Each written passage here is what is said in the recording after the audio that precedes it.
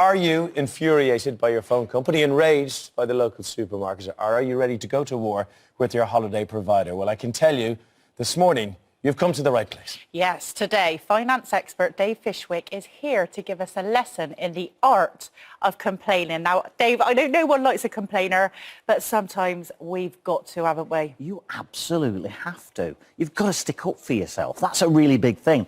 But be clear what the complaint is. Write yourself bullet points. It's really important that you get yourself ready before you go on the phone. And then ask the right questions. So, if it's your broadband speed, tell them it's not quick enough. A big one is cars. Cars is a really big one, used cars especially.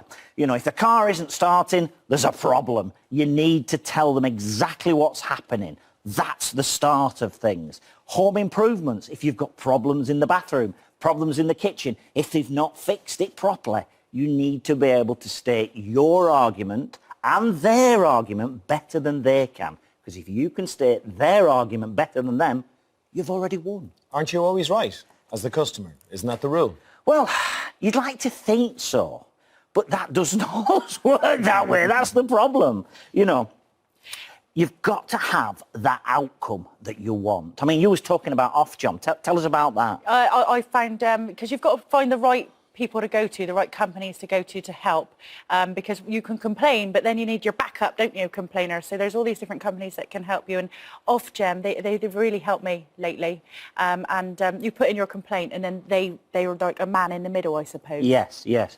And you want to know what the outcome's going to be. For instance, you know, you need a reasonable outcome. If you've bought a brand new car and it's got a flat tyre, they're not going to give you another brand new car. You know, you've got to work out what the outcome you actually want from this disagreement, if you will, that you're having with them. You know, can something be done? My right-hand man at Bank of Dave there, David H., he says he likes complaints to be dealt with in 24 hours, you know. So at least you're getting a response back in 24 hours. It might not be a solution, but at least it's a response. But a lot of people don't like complaining. And I have a tip, right? I've said it before, but I'm going to say it again. I want you to put these on, Craig. All right. Put them on. You won't be able to see me. They're my glasses. They're about, my word, they suit you. Now look at me. Yep. They're pretty clear. Yeah, I'm over here. So you look at me. It's easier to complain to somebody when you can't just see them properly.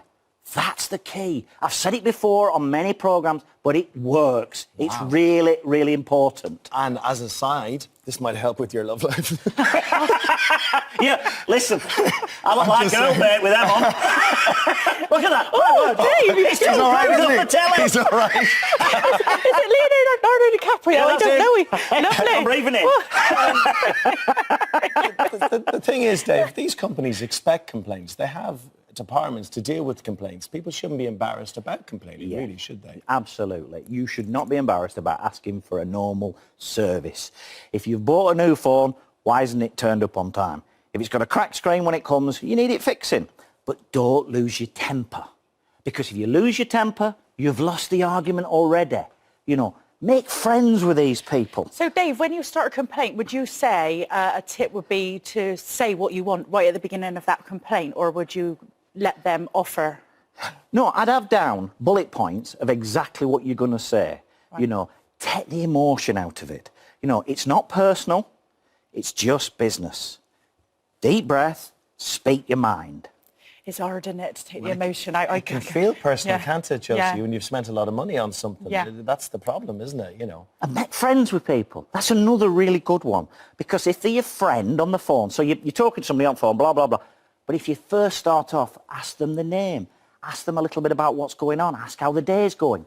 Because once they're your friend, they're going to try a little bit harder, because your friend would try harder to fix a problem for you, wouldn't they? Imagine trying to make a complaint and Dave is on the other end of the line. You just couldn't do it, could you? Like, you're right, Dave. It looks better broken. Yeah. You're absolutely right. Oh, what a clever man. You've always got to go that extra mile. That's the thing, you know. Go that extra mile. Don't leave anything to sarcasm at all on the phone. Really try hard to get them to do something for you. What ammunition do we have when we're making a complaint? Name a direct competitor. Oh. So, somebody that does exactly the same job, but better and tell them why it's better. You know, what can they do better than who you're using? And then tell them they're gonna lose a customer because their competitors are doing a better job. You know, they're gonna lose you. Now, when it comes to complaining, I might have a little complaint on social media. Twitter is brilliant for complaining. Would you say that that was a good start, or should you try and sort it out with the company before you go moaning on Twitter? Always try and sort it out first. But social media is brilliant because if you're just sending an email, 1 or 2 people might see it, if that. When you're putting something on social media, it's out there in the ether, you know. In the past, I've had problems with different companies, big companies, and I've gone on the internet, I've found who that person is at the top of the tree, you know, the head of BT, and they're in Germany. Find out their Twitter handle, because they will have one. They might not monitor it a lot, but they will have one, and somebody will read it. And if you send your complaint directly to them and make it public, you look how quickly somebody will come back to you and say, please DM your details to us. We'll sort it out. I like that one. Yeah. I like that one, yeah. Dave, can I have a quick word about your movie career? Because your story is going to hit the big screen, isn't it? Well, we've made a Hollywood movie for Netflix. It's been a lot of fun. I'm so excited about it. Netflix are going to be at home now watching this saying, Dave, don't say anything else.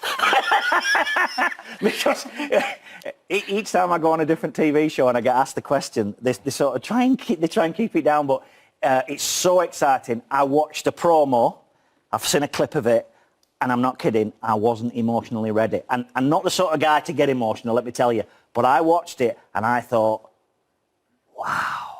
Dave, we're excited for you, and thank you for your advice. We need so advice now more than we ever have. Always great to see you. Thank you so much. Good stuff, and we're going to start complaining properly. Thank you. Thank you, See you soon. Dave. Ta-ra! Thank you. Right,